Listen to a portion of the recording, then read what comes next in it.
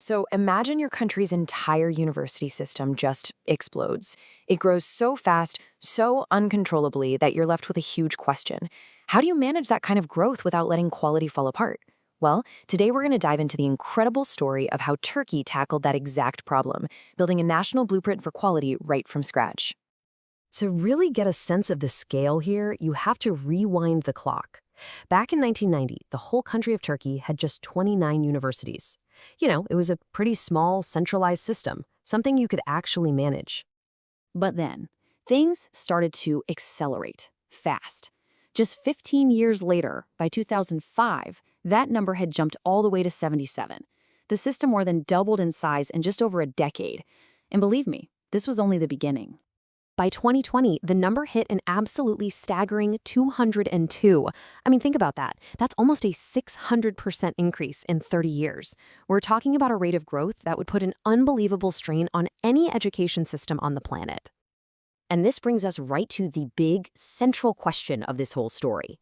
When you have hundreds of new schools and literally millions of new students flooding the system, how in the world do you make sure that a degree from one university is just as valuable as a degree from any other?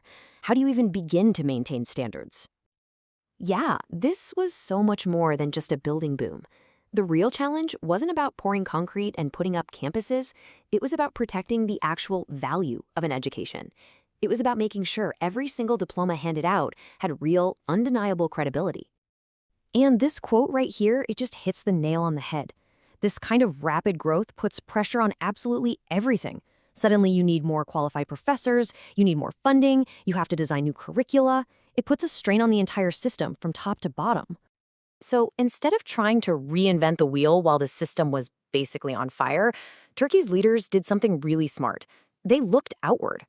They turned to the European higher education area to find a blueprint that was already tested and working.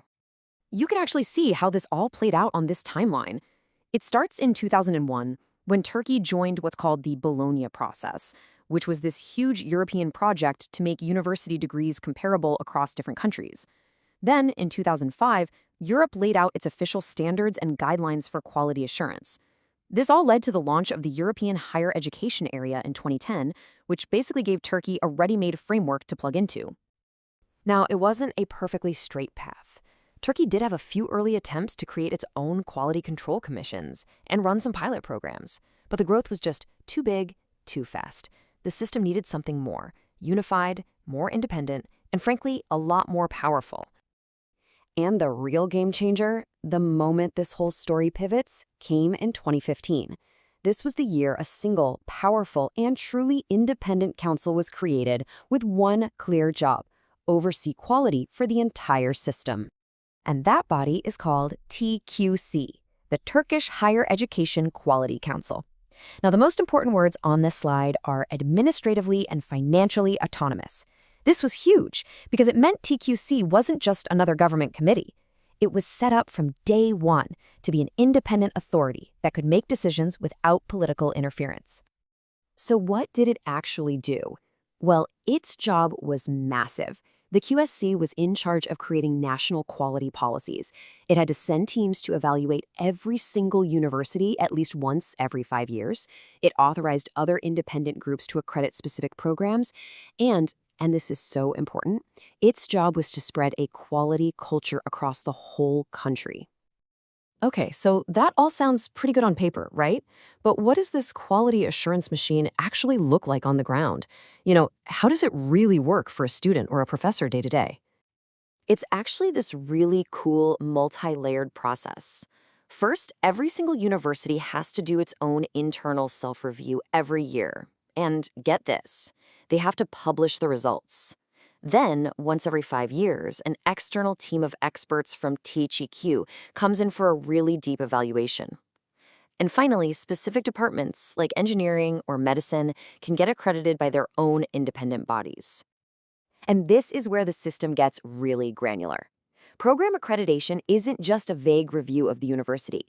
It's a super focused process to make sure that a specific degree, say a degree in medicine, meets a recognized national standard. So a medical degree from a university in Ankara is held to the same standard as one from Istanbul. And you can see exactly how this works right here. THEQC is smart. It doesn't try to be an expert in everything. Instead, it authorizes these specialized independent groups to handle accreditation for different fields. So you've got one group for engineering, another for medical schools, one for teacher education. Each one is an expert in its own domain. Okay, so with this really solid quality system locked in place, Turkey could finally shift its focus. It wasn't just about managing an explosion anymore. The next chapter was about pushing for excellence through a brand new strategy, specialization. And a university landscape itself is pretty diverse. You've got a mix of public state universities and these nonprofit private schools called foundation universities. This mix created the perfect breeding ground for different schools to start carving out their own unique identities. The big idea they came up with was called mission differentiation. Basically, the government launched this project to get universities to stop trying to be a one-size-fits-all solution. Instead, the goal was for each university to focus on its unique strengths and, this is the really clever part, to contribute directly to the economy of its own region. And you can see exactly what that looks like in the real world here.